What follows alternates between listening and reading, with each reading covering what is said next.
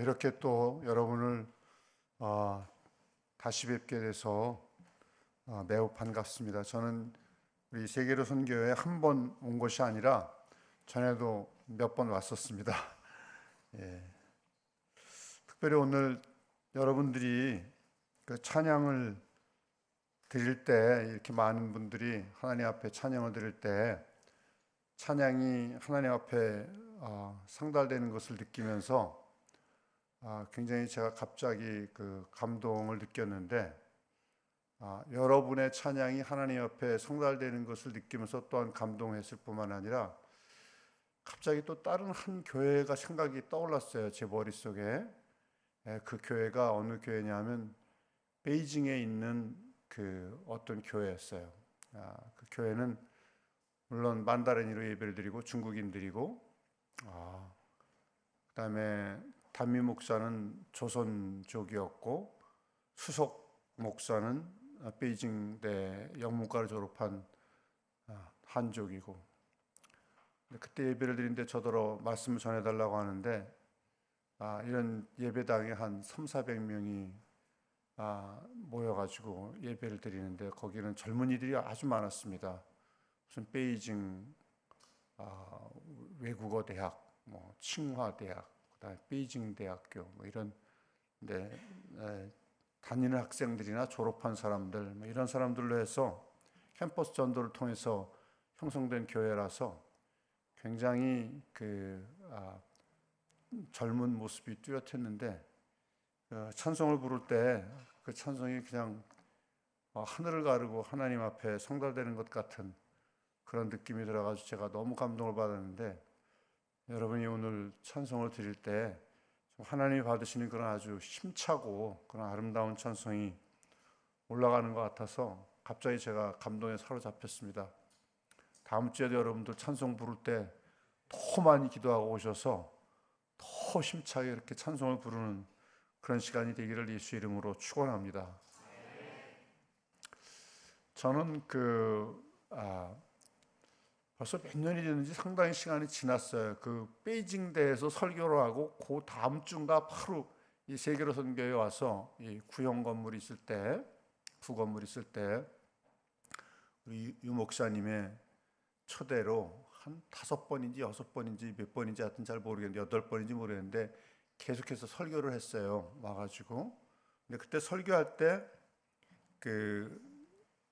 그때 그 세미나 같이 하여튼 뭐 부흥회 같이 그렇게 했는데 내용이 뭐였냐면 영성의 내용이었습니다.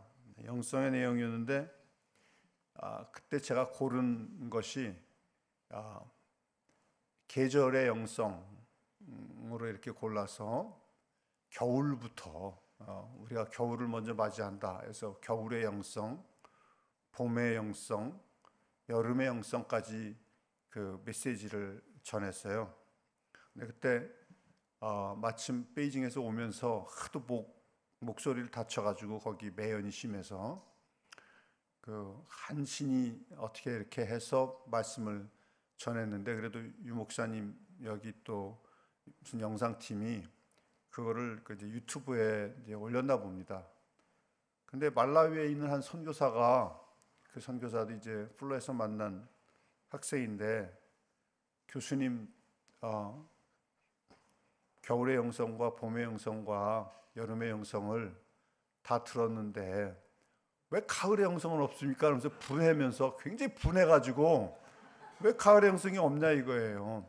아니 가을이 돼야지 무슨 결실이 맺고 가을이 돼야지 무슨 열매가 맺고 마지막 결론이 나와야 되는데 결론 없이 왜 여름 영성으로 끝났냐 이거예요. 그래서 그 말을 듣고서 제가 늘 이 세계로 선교회를 생각하면 빚을 진 것 같은 그런 느낌이 들어가지고 언제 가면 가을의 영성을 내가 설교를 해야 되는데 그렇게 생각을 하다가 이 가을의 영성을 좀 묵상하라고 생각을 해보니까 그렇게 겨울에 고생하고 봄에 고생하고 여름에 고생했으면 가을의 영성은 한 번에 설교가 저는 안 되겠다.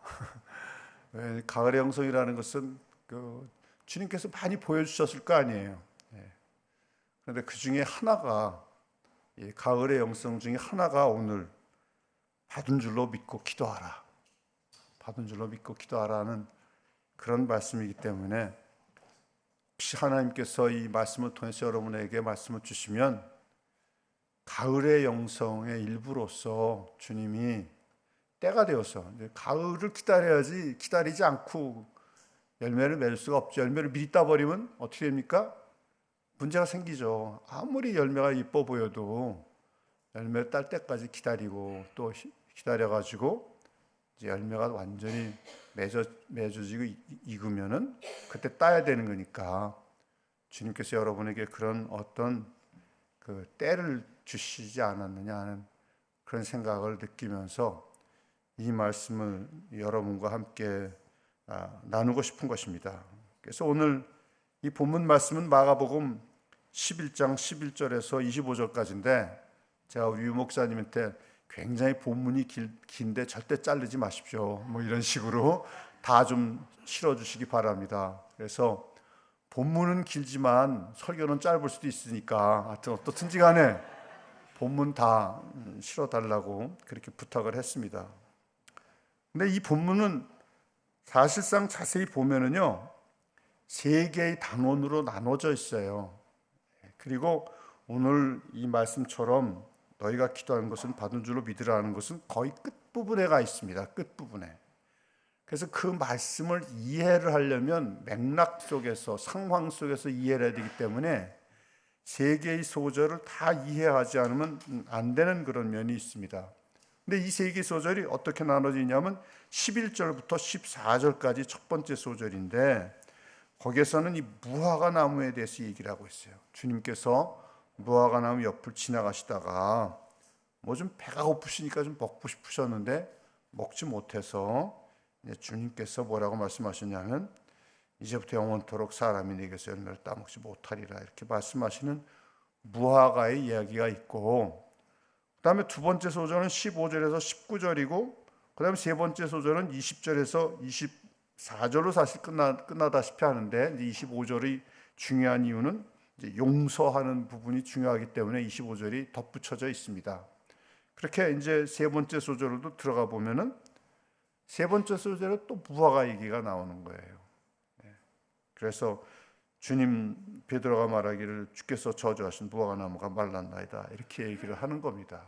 그러니까 세 개의 그 피스, 세 개의 뭉텅이, 세 개의 피스 중에서 마치 샌드위치처럼 첫 번째와 세 번째는 무화과에 대해서 얘기하고 있고, 그 가운데에 이제 성전을 중심으로 해서 주님께서 이제 말씀을 하고 계시는 거예요. 제가 우리 아이들 어렸을 때, 중고등학교 다닐 때, 아니면 이제 초등학교 다닐 때, 이제 학교에, 미국에서 이제 빨리 애들을 점심을 싸줘야 되니까, 이렇게 지금 기억이 자세히 나지 않지만 주로 샌드위치를 많이 만들었어요. 샌드위치 많이 만들고 거기다 뭐 딴 것도 좀 집어넣고 해가지고 샌드위치를, 점심을 주면 이제 그걸 싸가지고 간단 말이에요, 애들이. 그러면 이쪽 방 하나에다가 이쪽 방 하나를 갖다가 이제 이렇게 집어넣고서 구운 다음에 거기다가 뭐 이렇게 피넛 버터나 뭐 이런 거 막 칠해가지고 이렇게 딱 붙여가지고 그렇게 가지고 이제 주지 않습니까? 그런 것처럼 이게 샌드위치라 이거예요. 11절부터 14절 그리고 20절부터 24절까지는 샌드위치처럼 무화과 나무에 대해서 얘기를 하고 있는데, 난데없이 그 중간에 이제 하나가 또 들어갔는데, 그것은 이제 주님이 이제 성전에서 어떤 일을 하시는 내용이 들어가 있는 것을 볼 수가 있습니다. 근데 이 구절은 사실상 그 공동체의 본질을 가르치고 있습니다. 공동체의 본질을 가르치고 있어요. 그리고 또 이 공동체의 본질을 가르칠 때 대비를 사용하고 있어요. 대비 영어로 컨트라스트 그러는데, 비교한다는 건 comparison 그렇게 얘기를 하고, 대비는 컨트라스트라고 그러지 않습니까? 제가 일부에서도 말씀을 드렸지만은 이제 한국을 떠나서 미국에 산 지 오래됐어요. 굉장히 꽤 됐습니다. 저도 모르게 보니까 꽤 됐어요. 10년, 20년, 30년 이렇게 막 흘러갔는데, 근데 저는 아직도 여권은 한국 여권이에요. 한국 여권이고 우리 집 사람은 이제 미국 여권이지만 저는 한국 여권입니다. 왜? 저는 아직도 한국 사람인 것 같아요. 아무리 생각해봐도 한국 사람인 것 같고 한국의 사명이 조금이라도 있는 것 같아서 그래서 이제 한국 여권을 가지고 있습니다. 하나님께서 조금이라도 쓰시려고 하면은 쓰임을 받아야 되기 때문에 제가 아직은 못 바꾸고 있어요. 시민권으로. 그래서 자꾸 생각은 하고 있는데 미국 시민권을 받은 후에 다시 더블로 이중 국적을 가져야 되는 게 아닌가 하는데도 그것도 못 하겠어요. 이상하게. 그래서 못 했습니다. 이렇게.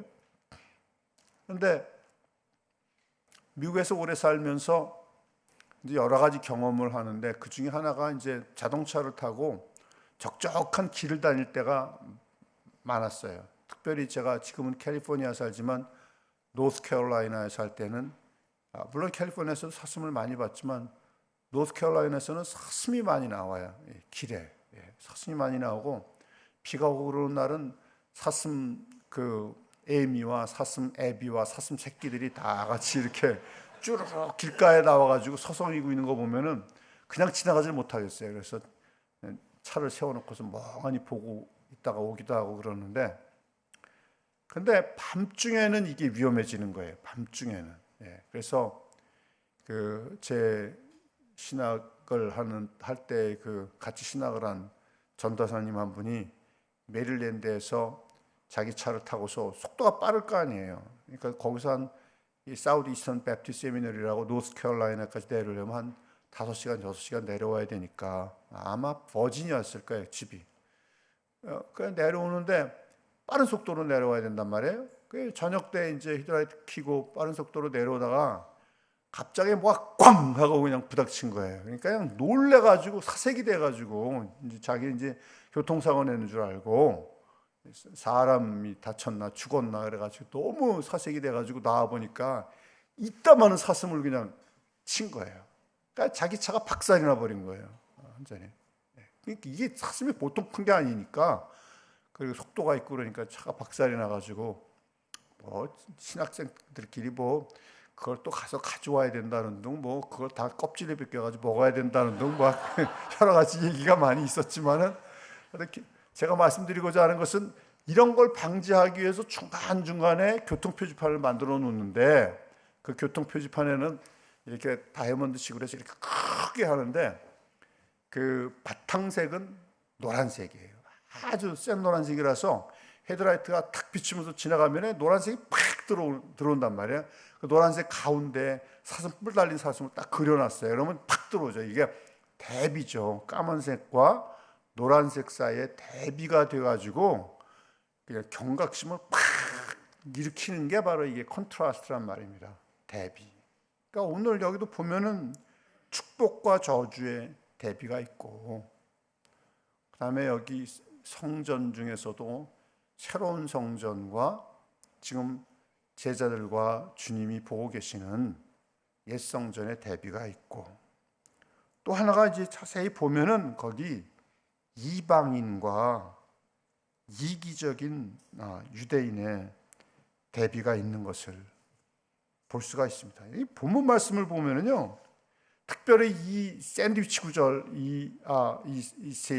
세 뭉텅이로 되어 있는 오늘 본문 말씀에는 왜 이렇게 부정적인 말씀이 많이 있는지 몰라요. 그래서 보면은 이거 참 무서워요. 보면 예수님이 성전에 들어가서 매매하는 자들을 내쫓으시고 돈 바꾸는 자들의 상을 둘러 엎으시고 비둘기 파는 자들의 의자를 둘러 엎으시고 또 아무나 물건을 가지고 성전 안으로 지나다님을 허락하지 아니하시고 그다음에 주님이 또 뭐라고 말하냐면 내 집은 만민을 위하여 기도하는 집이라 칭함을 받으리라고 하지 아니하냐. 너희는 강도의 속으로 만들었다. 강도의 속으로 만들었다. 굉장히 부정적인 용어가 많이 있고, 또 무화과나무를 향해서는 그냥 저주의 말씀을 하신 거예요. 그냥 저주의 말씀. 그러니까 굉장히 부정적인 말씀을 많이 하신 것을 우리가 볼 수 있는데, 근데 여러분들이 이렇게 굉장히 부정적인 말씀을 많이 하신 것만 보면은 이 성경의 구조를 제대로 못 보는 겁니다. 주님께서는 아까도 말씀드린 것처럼 이런 컨트라스트, 이런 대비를 통해서 부정적인 것을 많이 말씀하신 그 뒤에 그 부정적인 것을 커버하고도 남는 어마어마한 긍정적인 내용이 뒤에 숨어 있다는 것을 여러분이 인식을 하고 그것을 찾을 수 있어야 돼요.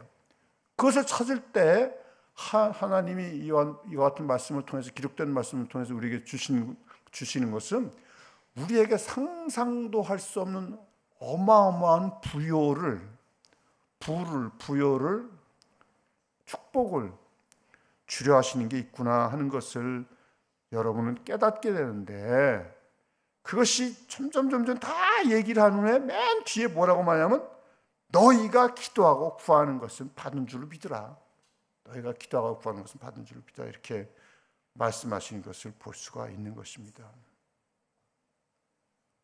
자, 한번 이 부정적인 것과 긍정적인 것을 주님이 언급하실 때 이 대비되는 것들을 한번 보십시다. 어떻게 대비를 했는가.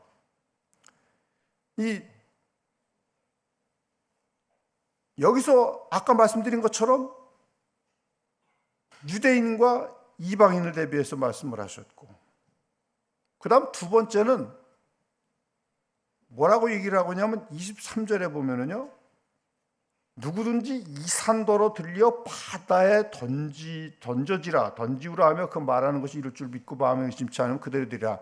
이 말씀을 여러분들이 이해해야 될 것이, 지금 예수님이 보시고 말씀하시는 산은 영어로 템플 마운트라 그래요. 템플 마운트. 그 말은 이 산을 던져지라 하는 말은 그냥 믿음으로 그냥 던져지라 이렇게 시험하는 의미가 아니라 성전이 서 있는 산을 말하는 거예요. 성전이 서 있는 템플 마운트. 그러니까 만약 믿음으로 이 산을 던져지라면서 산이 던져지면 성전은 어떻게 됩니까? 성전도 다 파괴가 돼버리겠죠. 성전도 전부 파괴될 것입니다. 그러니까 이 새로운 성전과 옛 성전을 여기서 또 비유하고 있는 것을 본다는 것입니다.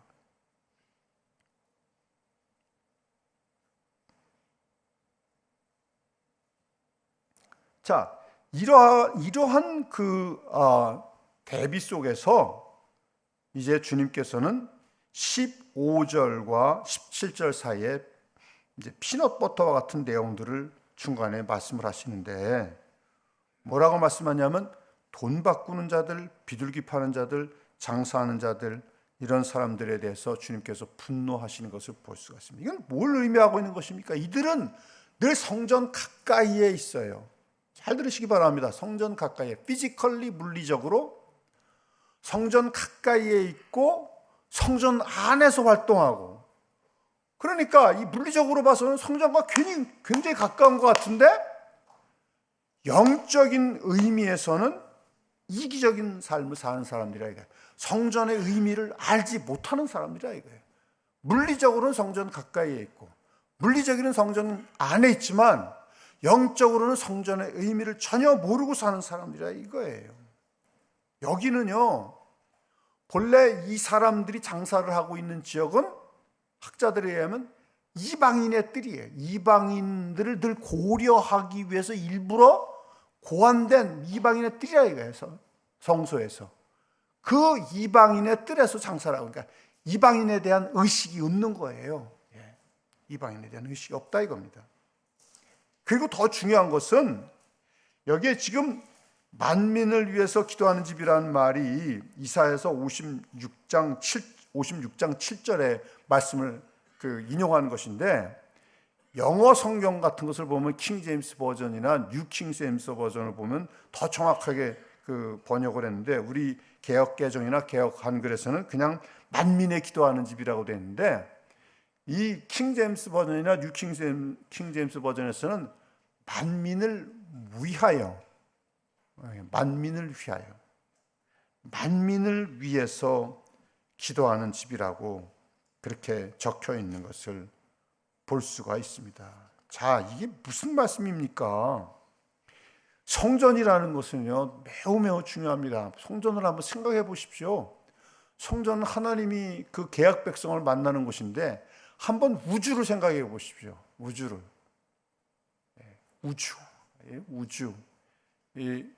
화면에서도 처음 시작할 때 여러분 별들을 보지 않았습니까? 이런 엄청나게 많은 그런 것들이, 별들이 있는 그 상상을 초월하는, 물리학적으로 생각해 보니 이 우주가 얼마나 큽니까? 그 우주 중에서도 지구 하나는 티끌보다도 못해요. 티끌보다도 못한 겁니다. 그런 지구를 택하시고, 그 지구 중에서도 이스라엘을 택하시고, 이스라엘 중에서도 예루살렘을 택하시고, 예루살렘 중에서도 성전을 택하셔서 하나님은 이스라엘 백성들을 성전에서 만나겠다고 하고 그 성전에 하나님의 이름을 두었는데, 그 성전에서는 어떤 일이 이루어지는 거냐면 만민을 위해서 기도하는 집이라는 거예요. 만민을 위해서. 이스라엘 백성만을 위해서 기도하는 집이 아니고, 이 성전의 특색이라는 것은 뭐냐 하면 보편주의와 특별주의 사이에서 내가 너희에게 복을 주는 것은, 유대인들을 향해서, 이스라엘인들을 향해서 내가 너희에게 복을 주는 것은 너희들이 하나님의 주시는 복의 통로, 복의 채널, 복의 다리가 되어서 너희들 때문에 모든 만민, 모든 이방인들이 복을 받게 하기 위한 하나님의 뜻이 있기 때문에 이 성전을 선택했다는 것이에요. 그러니까 이 성전이 상징하는 바는 뭐냐면 항상 포괄적인 것이에요. 그래서 이방인의 뜰이 있는 것이고, 항상 이타적인 것이에요. 나 자신을 위한 것이 아니고, 이기적인 것이 아니고, 나를 통해서 얼마나 많은 사람들이 복을 받을 것일까. 내 인생이 0세부터 몇 세까지 사는 동안에 내가 이 땅에서 삶을 마치고 나면 나를 통해서 복을 받은 사람이 얼마나 많은가. 나에 의해서 영향을 받은 사람들이 얼마나 많은가. 얼마나 많은 사람이 나 때문에 복을 받는가. 하나님의 복이 나를 통해서 어떻게 흘러갔는가. 그것을 나 개인으로 보는 것이 아니라 성전으로 여기서 본 거예요. 여기는 하나님의 복이 흘러가는 장소라는 것이에요. 만민을 위해서 기도하는 집이라는 거예요. 만민을 위해서. 이게 바로 성전의 의미인데, 그 성전에서 이 사람들이 지금 이것저것 뭐를 팔고 있다는 것입니다.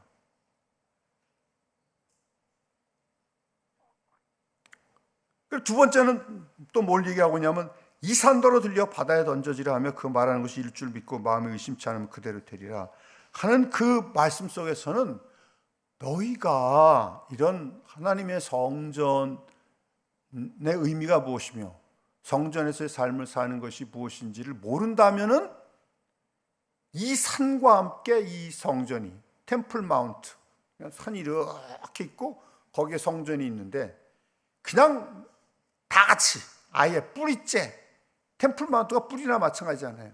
그러니까 이 산과 이 성전이 한꺼번에 다 들려와서 바다에 던져지는 그런 심판이 있을 것이다. 근데 그런 심판이 실제로 일어났잖아요. 역사적으로 보면 AD 70년에 그 성전은 완전히 파괴가 되어버리고 마는 것입니다. 그러니까 여기서의 그 대비는 뭡니까? 이 성전은 하나님이 원하시는 뜻을 수행하지 못하기 때문에 심판 아래 놓여 있고, 새로운 성전이 무엇입니까? 바로 이 세계를 선교란 말이에요. 이 회중이란 말이에요. 예수 그리스도를 머리로 하는 이 회중이란 말이에요.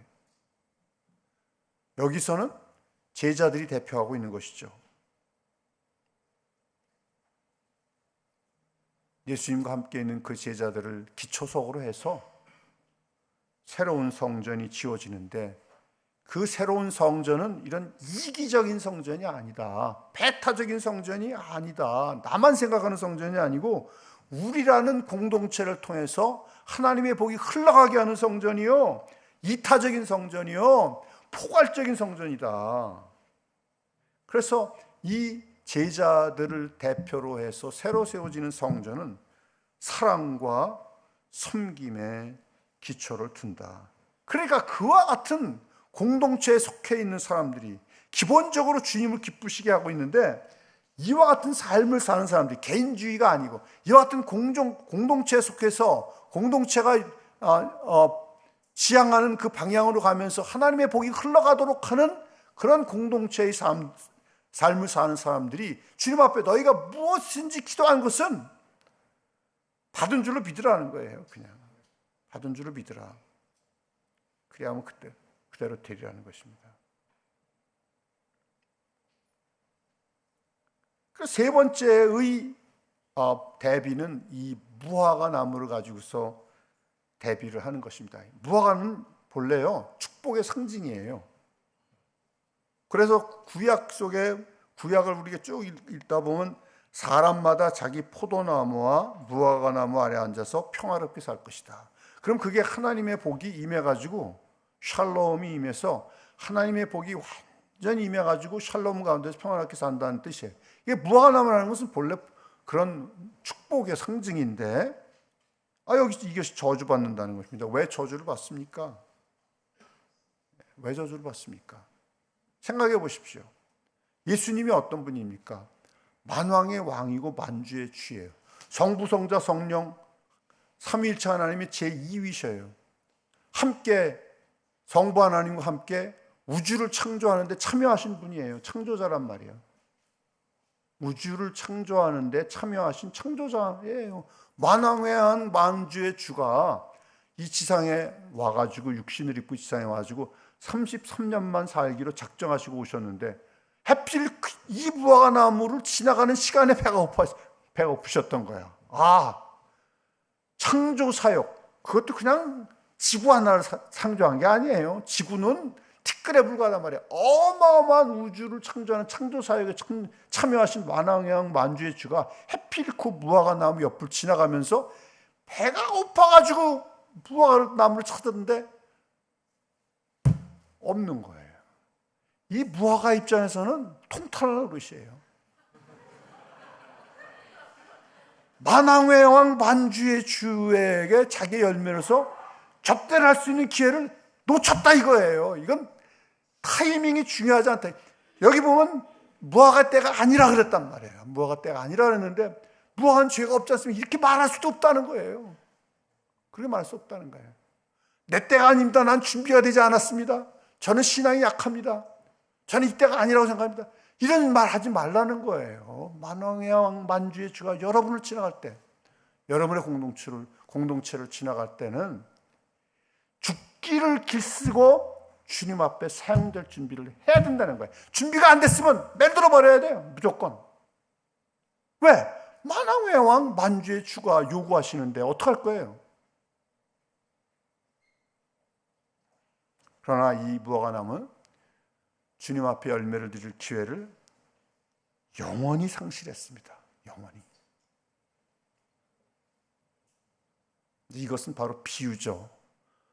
너무 이기적인 삶을 살고 있는 이 사람들, 뭘 팔고 그냥 매매하고 하는 이 사람들은 이기적이기 때문에 주님 앞에 사용될 수 있는 기회가 나에게 왔다는 것도 모르고 갔다는 것도 모르고 지나가는 거예요. 그냥.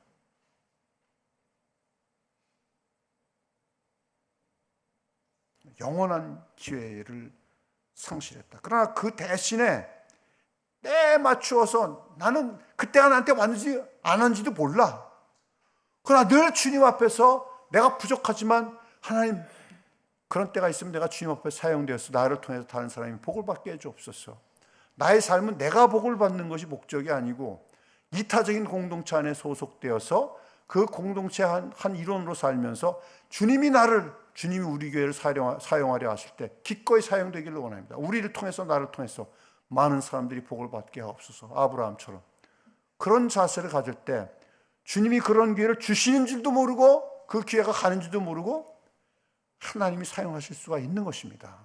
그런 사람은 얼마나 기쁩니까? 주님 앞에 사용된다는 것이. 때가 지나고 나면 그때는 아무것도 모르고 어리벙벙했는데 알고 보니까 주님께서 나를 쓰셨어.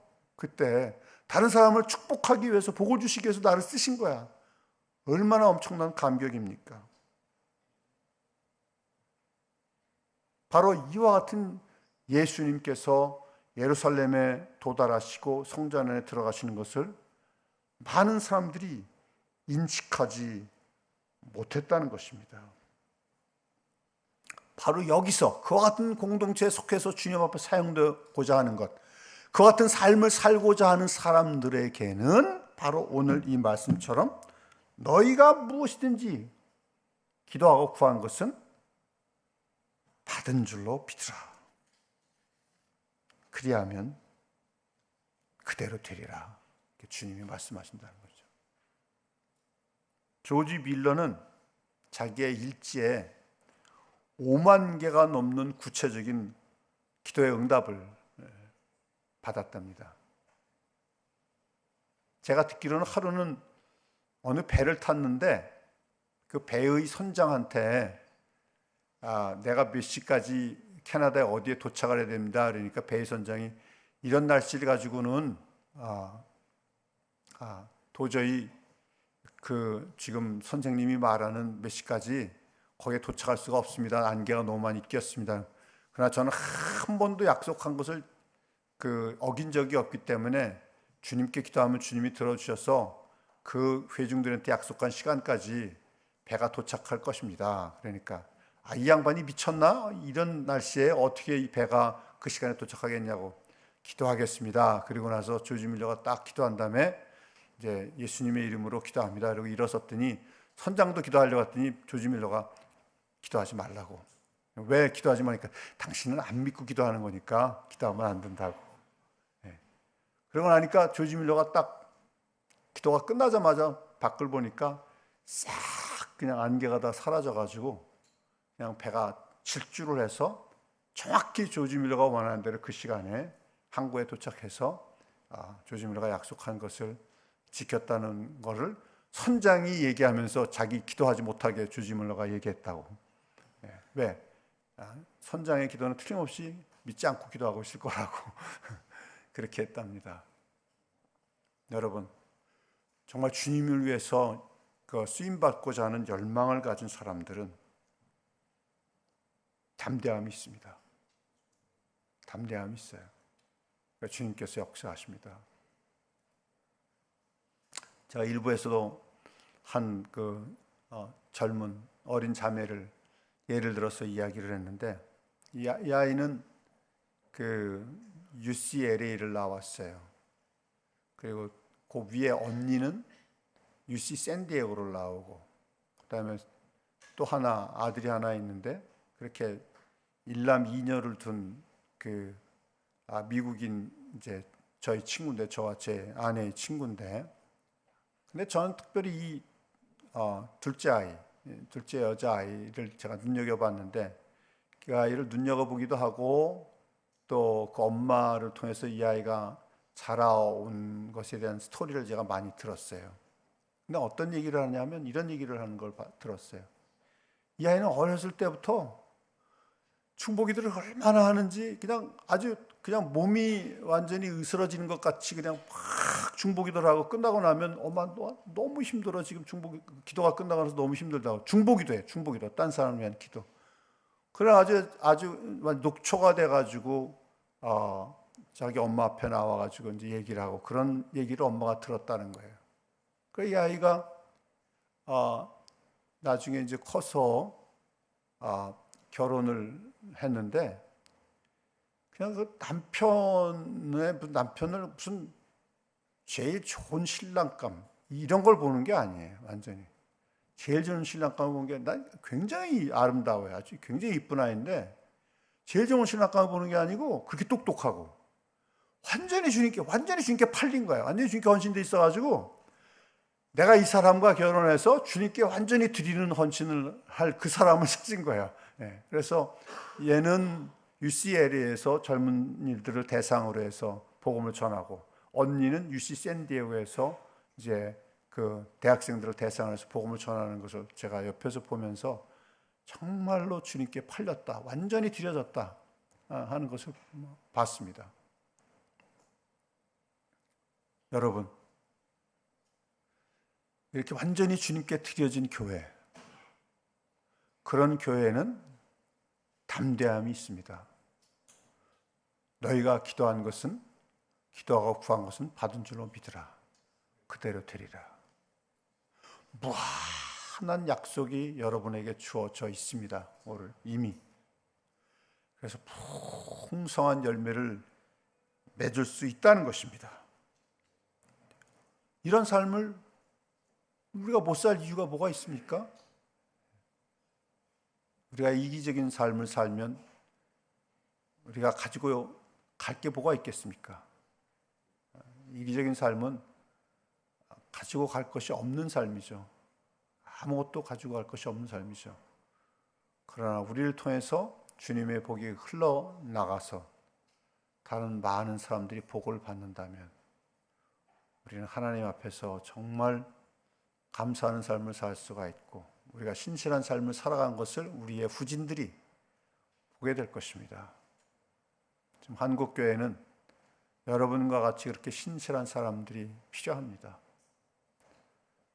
특별히 이 세계로 선교회는 젊은 사람들이 많이 있으니까 젊은 사람들이 먼저 일어나서 주님 앞에 헌신하고 또 40대, 50대, 60대, 70대 여러분들도 같이 이렇게 주님께 헌신함으로써 정말 그 어느 곳에서도 볼 수 없는 주님께 대한 사랑과 헌신, 그리고 내가 이렇게 주님 앞에 드려지는 얼마나 많은 열매를 맺게 될 것인가 하는 기대를 가진 교회, 기대감을 가지고 사는 교회, 그런 교회가 되기를 바라는 것입니다.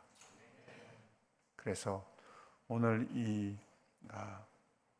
본문 말씀 마가복음 11장 11절부터 25절의 말씀을 통해서 그 많은 부정적인 말 뒤에 있는 것, 저주가 아니라 어마어마한 축복, 주님이 막 책망하시는 거 아니라 기뻐하시고 칭찬하시고 즐거워하시는 그런 거, 배타적이 아니라 품고 포괄적이고 다른 사람들 생각하는 그런 공동체가 되어서 하나님께 영광 돌리는 그런 세계로 선교회 주님의 공동체가 되기를 예수의 이름으로 축원합니다. 기도하겠습니다. 사랑하는 하나님 아버지, 은혜와 사랑을 진심으로 감사합니다. 주님께서 우리 세계로 선교회 이 공동체를 복을 주시고 또 주의 종들을 복을 주셔서 더욱 기름 부으시고 역사하심으로써 하나님 부산에서뿐 아니라 이 한반도에서 하나님 아버지 헌신된 공동체에게 하나님이 부으시는 복이 무엇인지, 헌신된 공동체를 하나님이 사용하시고자 작정하시면 얼마나 엄청나게 사용하시는가 하는 것을 볼 수 있도록 역사하여 주시옵소서. 거룩하게 아버지 이렇게 consecrated 주님 앞에서 거룩하게 따로 세워질 수 있도록 도와주옵시고, 주님 앞에 온전히 dedicated 드려지게 하여 주옵시고, 하나님의 성령이 기름을 부으셔서 놀랍게 사용하시는 공동체가 되게 하여 주시고, 예수 그리스도께서 머리가 되셔서 가는 이 공동체의 방향에 한 사람 한 사람 같이 들어가서, 개인주의가 아니라 같이 들어가서 함께 그리스도의 몸을 온전히 이루는 귀한 성도들이 될 수 있도록 역사하여 주시옵소서. 감사하옵고 예수님의 이름으로 기도하옵나이다.